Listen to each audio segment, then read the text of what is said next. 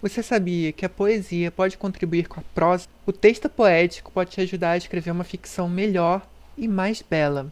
Eu sou a Brenda Bernissal, esse é o Litera Wave. Sejam bem-vindos para mais um vídeo. Solta a vinheta, Bru!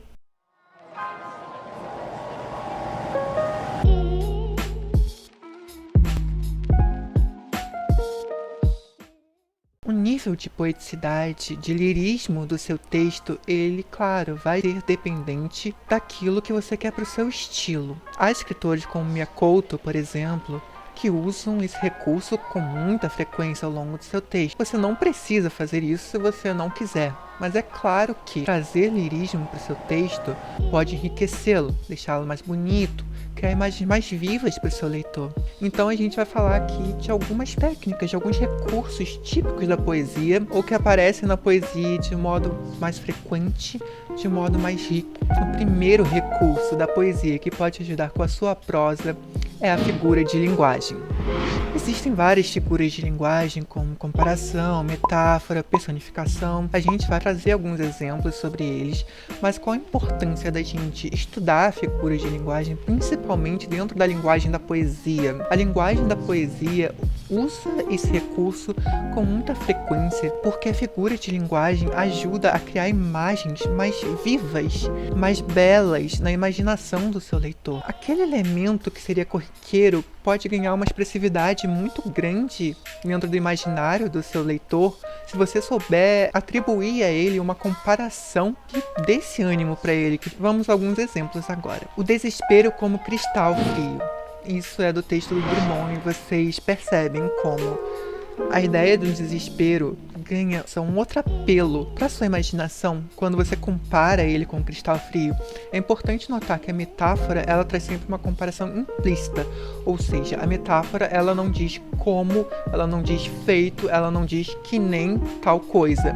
Agora um exemplo de comparação que é explícito, ou seja, a gente tem o como. Riso percorrendo como um riacho brincalhão. Você pode entender como o movimento do riacho dá uma outra dinâmica para a ideia do riso percorrendo a personagem. Tinha um poema do Pablo Neruda, Suava o céu. Bom, o céu não sua, quem sua somos nós, seres humanos. Isso é o que a gente chama de prosopopeia ou personificação, que é um termo que ajuda mais a entender, né? Quando a gente traz elementos humanos a coisas que não são humanas. Outro exemplo agora de sinestesia, ou seja, quando a gente troca os sentidos, também do Drummond. Certas cores, como ardem. Cor é algo que você vê, não que você sente, certo? Portanto, a cor não arde. Logo, isso é uma figura de linguagem. E vocês conseguem captar o dinamismo que isso dá para a ideia da cor, da força dela? E como que isso atua na nossa imaginação? Por isso que eu falo que, apesar de, claro, a gente vai encontrar isso dentro da prosa e aprender a figura de linguagem com a prosa também é muito útil, mas na poesia a gente vai ver isso com muito mais intensidade. A imagem que ela precisa construir para o leitor tem mais apelo. Então a gente está aprendendo com exemplos mais fortes. O segundo exemplo de como a poesia pode te ajudar é aprendendo melhor o ritmo. Ritmo é um elemento fundamental, tanto da poesia quanto da prosa. Só que na poesia ela ganha muito mais volume, porque o ritmo é como que o esqueleto de um poema. A poesia, ela essencialmente nasce junto com a música. Então essa ideia de musicalidade está muito viva na poesia, mesmo na poesia moderna que abandonou esses elementos, a gente consegue ver a preocupação muitas vezes do poeta em trazer um ritmo, porque o poema é composto em versos e estrofes. Quando você está lendo, parte do efeito da poesia está atrelada ao dinamismo. Observar isso na poesia e saber trazer isso para a prosa também vai te ajudar a dar um ritmo melhor. Saber quando acelerar a sua escrita e como acelerar a sua escrita. Como você faz determinados elementos se apressarem para, digamos, desembocar num elemento principal, que é onde você quer chegar. Quando você precisa deixar a sua história mais lenta. Sim, às vezes a história precisa dar uma freada também.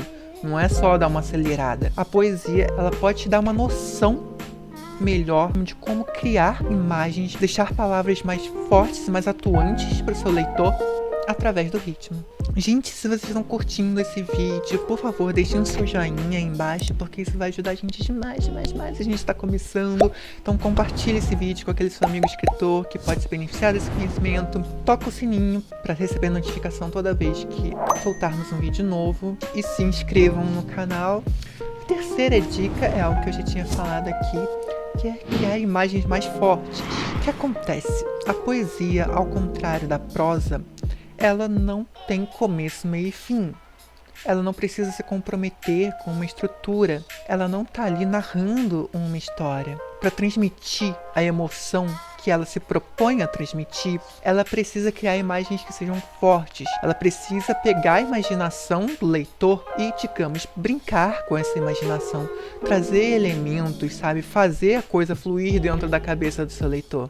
E a prosa, por mais que, como ela pode contar com começo, meio e fim, tudo certinho, bonitinho, ela não precise criar imagens tão apelativas para o seu leitor. Ao fazer isso, eventualmente, vai trazer uma outra riqueza, uma outra experiência muito mais vívida para o seu leitor naquele momento. Então, o seu texto vai ganhar muito, o seu texto vai brincar mais com a imaginação do seu leitor e certamente o seu leitor vai apreciar isso. O seu leitor vai entrar mais nos sentimentos dos seus personagens. Quarto exemplo de como a poesia pode contribuir com a ficção, as emoções.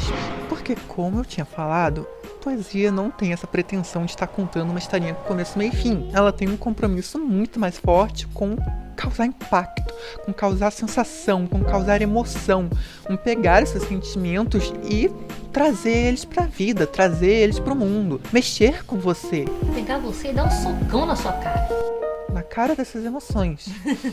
Saber aplicar isso é tudo o que a gente quer, porque ainda que poesia e prosa utilizem-se de caminhos diferentes para gerar emoção, no final, o mais importante de qualquer texto, seja prosa, poesia, conto, é causar alguma emoção. Só que o impacto dessa emoção está mais condensado numa poesia do que numa prosa. Mas de qualquer jeito, entender a poesia, entender a força com qual ela traz aquela emoção, por que aquele poema despertou algo de nostálgico em você, por que aquele poema te fez lembrar daquela sua primeira paixão. Conseguir identificar isso e como que a estrutura poética e a beleza daquele poema trouxe à vida aquele sentimento em você, vai te ajudar também a construir nas suas cenas emoções maiores. Porque sim, cada cena do seu livro tem que estar trazendo uma emoção para o seu leitor. Cada cena do seu livro tem que estar causando mudanças nos seus personagens, na forma como elas se relacionam. E cada nova mudança é um novo sentimento, certo? Portanto, por mais que num romance, por ele ser longo, a coisa esteja mais distribuída, a gente também está lidando com pequenas doses de emoções, com pequenas doses de sentimento. Aprender isso com a poesia, trazer isso para a prosa, vai te ajudar muito. Para enfatizar um pouquinho a ideia dessa emoção, eu vou trazer um poema bem curtinho e conhecido do Vinícius de Moraes, que eu acho que tem esse apelo bastante forte. É claro que a vida é boa, e a alegria a única e indivisível emoção. É claro que te acho linda, em ti bendigo o amor das coisas simples. É claro que te amo, e tenho tudo para ser feliz, mas acontece que sou triste. E a quinta dica, que na verdade é mais um cuidado que a gente tem que ter, é cuidado com purple prose.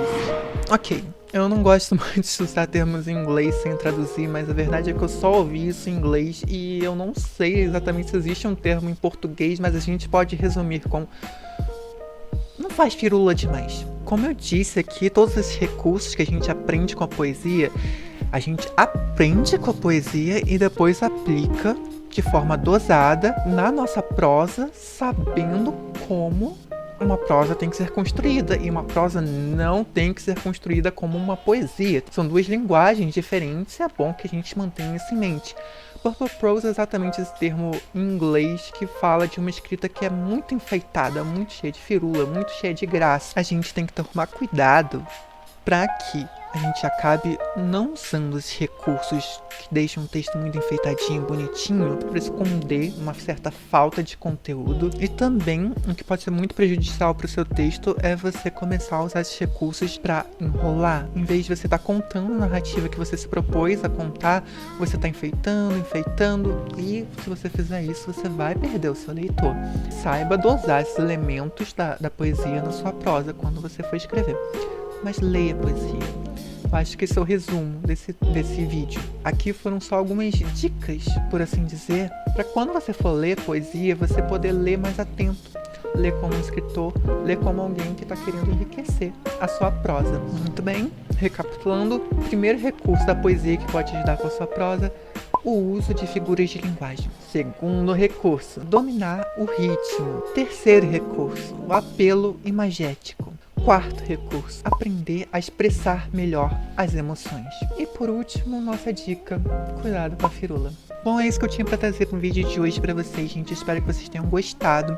Digam aí nos comentários quais são seus poetas favoritos, que poesias vocês recomendam, que vocês acham que podem contribuir com a gente, enriquecer a nossa visão como escritores. Deixem aí suas dicas para outros vídeos também, temas que vocês gostariam que eu trouxesse aqui pro canal, certo? Eu vou deixar o link de compra para os meus livros Sofia Alexa e o Mundo Além Daqui, no Cosmos no Coração, e algumas antologias das quais eu participei aqui embaixo. É isso, gente. Espero que vocês tenham gostado. Até uma próxima.